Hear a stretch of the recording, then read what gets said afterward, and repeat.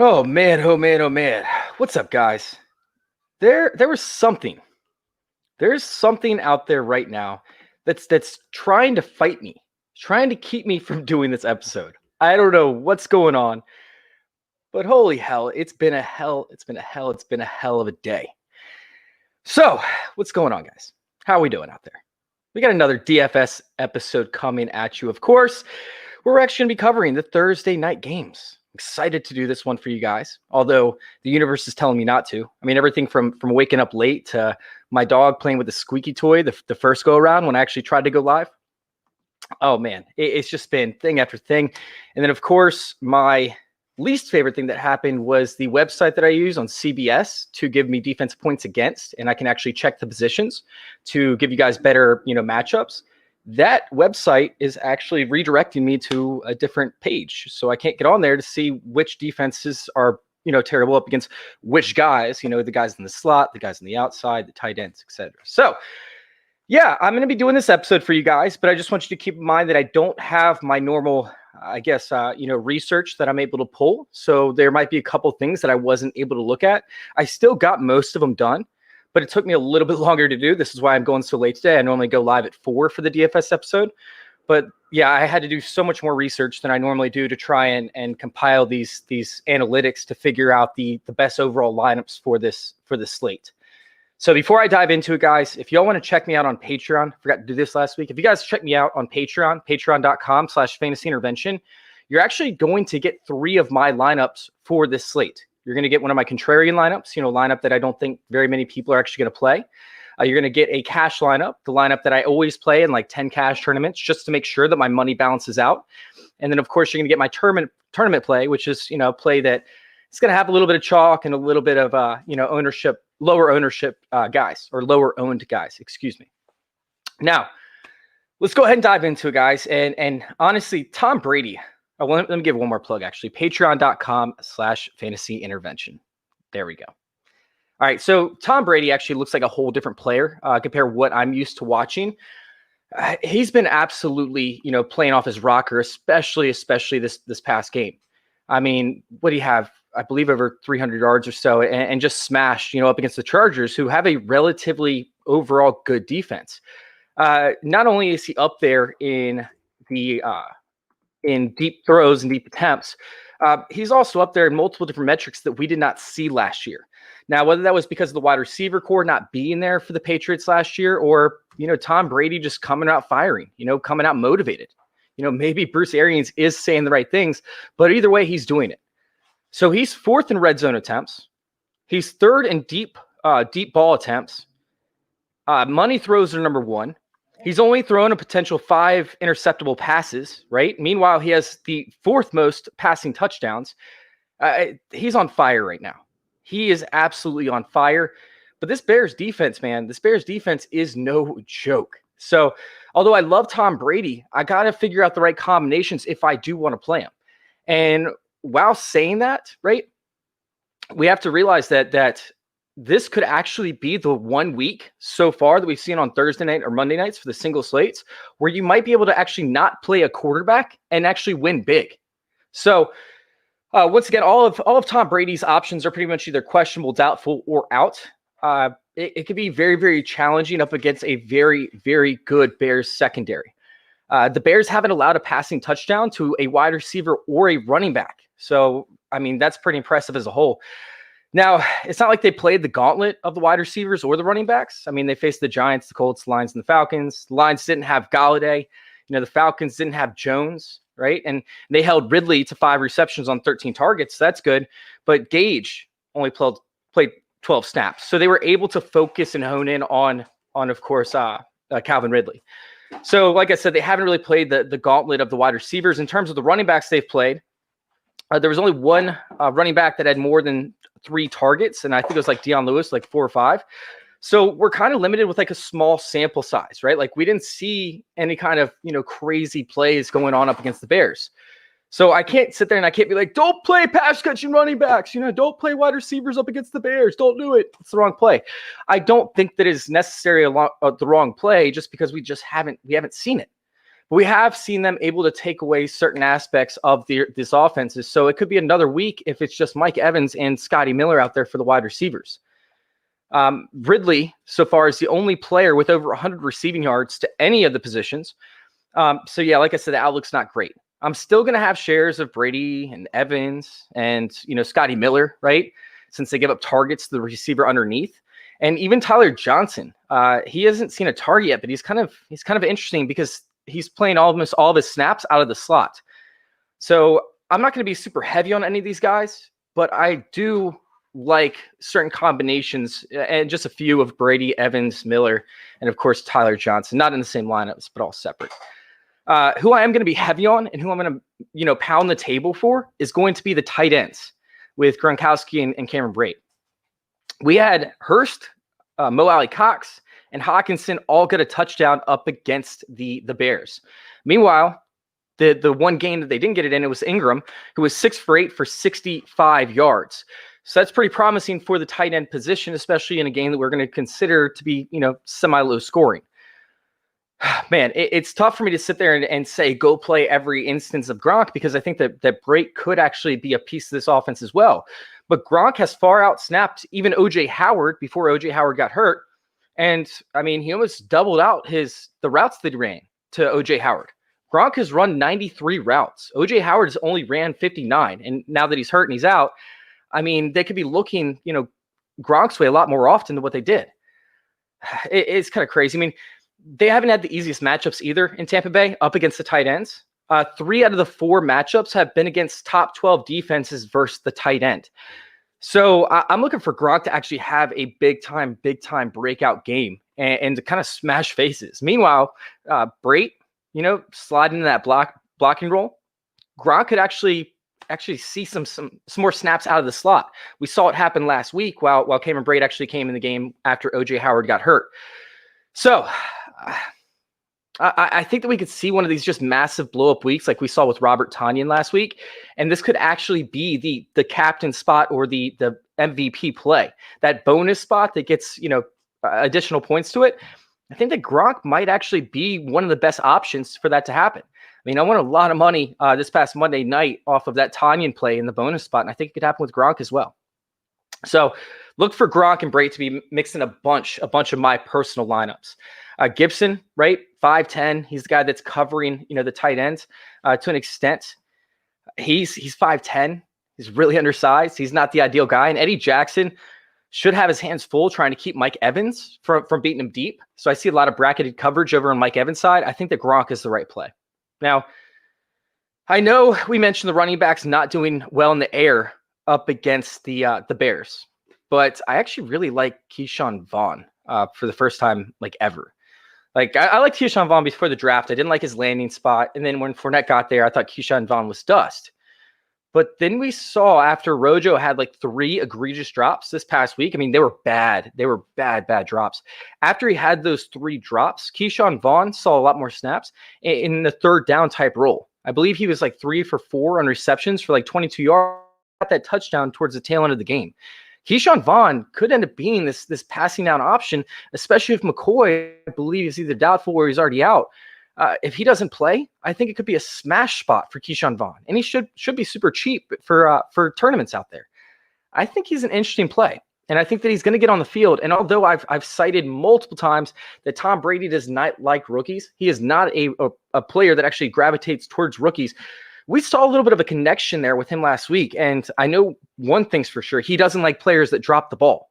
So Ronald Jones might actually see a reduction in snaps moving forward, especially in that third down role. So far, Vaughn has 19 last week, Vaughn did have 19 overall snaps. Yeah, and 3 out of 4 receptions for 22 yards and a touchdown once again. I'm thinking Vaughn could actually be relevant with all these injuries going on throughout the Tampa Bay wide receiver corps and with O.J. Howard getting hurt and, of course, Fournette potentially out and McCoy potentially out. I really think that he could be relevant. Keep an eye on that active and inactive report. And if both Fournette and McCoy miss, I'm smashing Vaughn. I really think I'm going to smash Vaughn.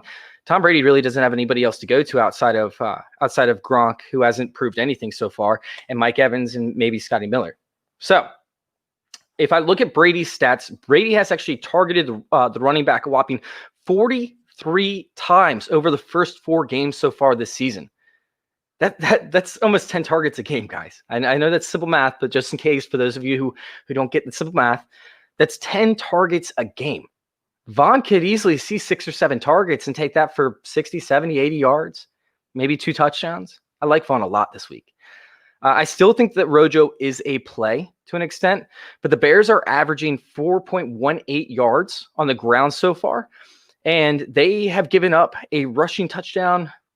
Yeah, they've given up a rushing touchdown in each game. So I actually like playing Rojo this week. I think that he could absolutely, I'm not going to say smash, but he could put up enough fantasy points to be relevant. And like I said earlier, this could actually be the game where you don't play a quarterback. Like we could see a 13-10 type game tonight. I really think that's possible. This is 2 really good defenses with one injury-prone offense and another offense that's questionable at best with Nick Foles at quarterback. It's going to be that type of game. And honestly, I normally don't cover defenses. Like I don't talk about the potential of a defense actually being a major, option. I think I mentioned the Jets or the Broncos back a couple weeks ago, and I made a little bit of money off that. But I mean, it's kind of rare to see a defense actually, score a touchdown. It's not kind of rare. It's extremely rare to see a defense actually score a touchdown and put up enough points to be relevant. I think this could be the week. I mean, we see Foles in 6 quarters already has 4 interceptable passes. That's crazy. That's absolutely nuts. That's absurd. 4 interceptable passes already in 4 quarters. I mean, what else do you want? I mean, he's not even completing passes in the red zone. He's only completing 50% of his passes in the red zone, and that's normally easy completions for the most part. I mean, he's not even really completed passes at all. I think he's like south of 60% completion percentage. Not 100% sure on that, but I think it's pretty close to that. When it comes to true completion percentage, he's ranked 34th in the NFL, which eliminates, throwaways, eliminates drops. In true completion percentage, he's 34th. That's nuts to me. I think that he could. I think this defense, for Tampa could have a big game. They pressure the quarterback on 29% of the dropbacks, and they sack the quarterback on 29.9% of the dropbacks, and then they sack the quarterback on 29.8%. So, yeah, I think that Tampa could actually have a huge game, and I think they're worth playing. I don't think that FanDuel do defenses? If FanDuel does defenses, absolutely.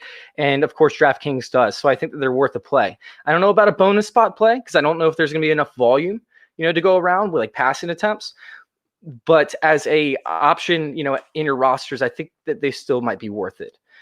Now, that doesn't mean that you shouldn't play Foles, right? Because Foles could still have 3 interceptions and 3 touchdowns. He already has 12. In 6 quarters, he has 12 deep ball attempts. That's absolutely insane. That's crazy. I love that. 12 deep ball attempts in 6 quarters. That's awesome. I mean, half these quarterbacks, like I want to say it was Justin Herbert back, not this past week, but the week before that, only had 2 deep ball attempts the entire game. So to see him already have 12, that's amazing, and I love that. I absolutely love that. In addition, the only running back to get more than 3.28 yards per carry was Eckler, who only rushed twice before getting hurt. So the running backs can't run. Nick Foles is going to have to pass. It's going to be a super, super sexy matchup for Nick Foles. I'll hop back to the running backs here in a minute, but I do want to look at these wide receivers that you can kind of team up and play with Nick Foles. Although Tampa's defense is actually good, they have given up 11 explosive plays to the wide receiver, which is kind of middle of the road. But the majority of those came up against Sean Murphy-Bunting, who's allowed 150 yards and 2 touchdowns on only 6 completions. That has big game written all over it. And guess who lines up there, baby? Guess who lines up there? That's Allen Robinson over there, right? Allen Robinson. I love this. I mean, he lines up everywhere. But yeah, he's a must play. Allen Robinson for me is actually probably one of my biggest locks on this entire lineup. Him and Gronk are going to be the 2 guys that I gravitate towards. I don't know if I'm going to have Allen Robinson in necessarily a captain spot, but I think I'm definitely going to have him in my lineup. I'll probably be in 90% of mine. Now, the weird part is, Tampa Bay, like I feel like this was every single play last week. They went to the nickel formation. When they go to the nickel formation, Jamel Dean actually slides to the outside, and Sean Murphy-Bunting actually slides into the slot. It makes sense, but I mean, Allen Robinson actually get a matchup and get a deep, target off of one of those. I think it's possible. I also think that it's possible that Anthony Miller gets it there. Now, Anthony Miller's dropped like 3 passes in the end zone, and it has completely destroyed me because I liked Anthony Miller this year. I mean, I didn't love him. He wasn't like a top-end draft pick for me, but I liked Anthony Miller a lot. So, if he continues to see those targets out of the slot, and he's up against Sean Murphy-Bunting, who actually overplays a lot of these routes. Like he's extremely fast, he's extremely athletic, but that actually kind of gives him too much confidence, and he jumps routes too often because he thinks he can recover from it.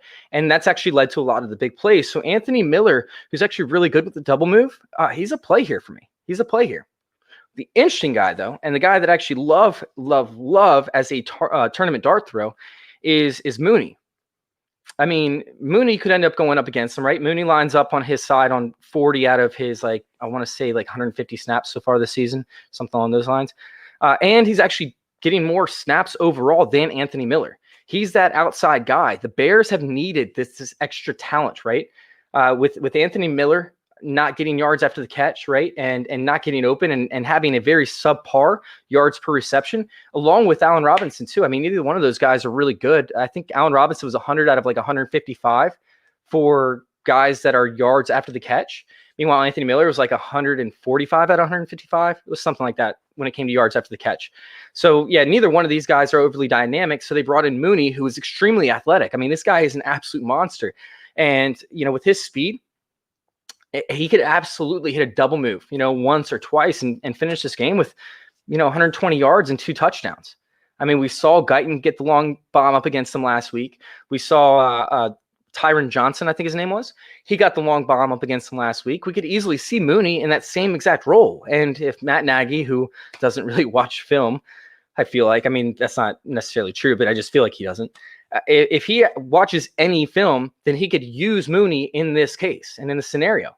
Even if he's not matched up against, Murphy Bunting, Carlton over there on the other side only has 4.53 speed, and he's been pretty good so far. I'm not saying that he's a bad receiver or anything like that, but man, single coverage up against Carlton, I'm just seeing Mooney with at least 1 touchdown this week on at least 1 big play.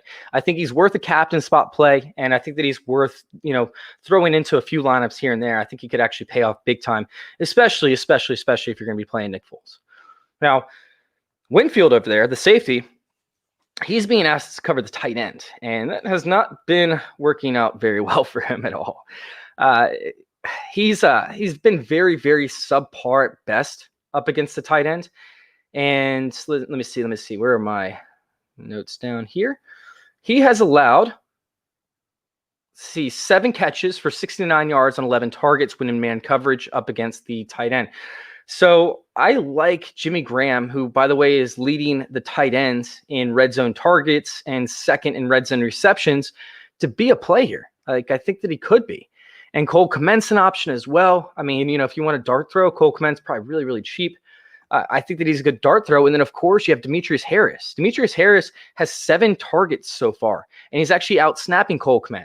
So Demetrius Harris, who's a massive human being, you guys think that Mo Alley Cox is big? You should check out Demetrius Harris, man. This guy is an absolute monster. And, throughout his career, I feel like teams should have been using him in the pass game more often. But for some reason, they use him as a blocker, and it could be because of his strength and because of his wingspan. But anytime that he's asked to go out and catch the ball, he does that, and he does it really, really well. This guy is 6'7". Demetrius Harris, 6'7", 235, runs a 4.57. That's insane. That is so sexy. Why don't they use this guy in the passing game more often? Why? It doesn't make any sense to me. He's got a 34 and one quarter inch arm span. It's in the 89th percentile. This guy is an absolute monster. He has burst off the line. He looks great when he's asked to be a pass catcher, but he just doesn't do it as often. So I really like the opportunity there for Demetrius Harris. He's already seen 1 deep target so far this season, and he's gotten 2 red zone targets out of his 7 total targets. I love him as a dart throw. Love him as a dart throw. All right, on to the running backs. And as I referenced earlier with Tampa's run defense, I'm not going to be playing Montgomery. I probably will have 0. I might have 1 share of Montgomery just if the prices work out right. But 90% chance that I will have 0 shares of Montgomery. This Tampa defense is just so good. We saw it last year. We're seeing it again this year. It's just you can throw on these guys to an extent, but you can't run on them. I mean, like I said, outside of what was it?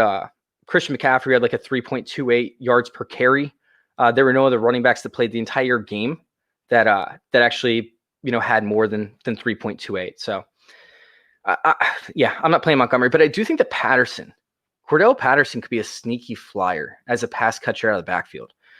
Tampa Bay, you can actually pass to the running back against them. I mean, it's not like over the top, like, oh my God, you got to pass up against Tampa Bay. This team sucks up against, the receiving backs. It's not quite like that, but they have allowed, what is this? 256 receiving yards and 2 touchdowns over the first 4 games of the season. So although I'm not saying like, oh my God, you got to play Cordell, like his snap percentage has gone up and he is expected to be the passing down back. And, 1 week with Treat Cohen out and potentially the Bears losing, I think that Cordell Patterson could actually play a role in this offense. And if he finishes with a touchdown and 40 yards receiving or something like that, you won. Like that's a major win. You get your ROI and you're good to go. But that's going to close it out for us, guys. I get to finish out the episode by talking about Cordell Patterson. Honestly, I don't really have too many other flyers outside of the tight end position for, both the Tampa Bay Buccaneers and the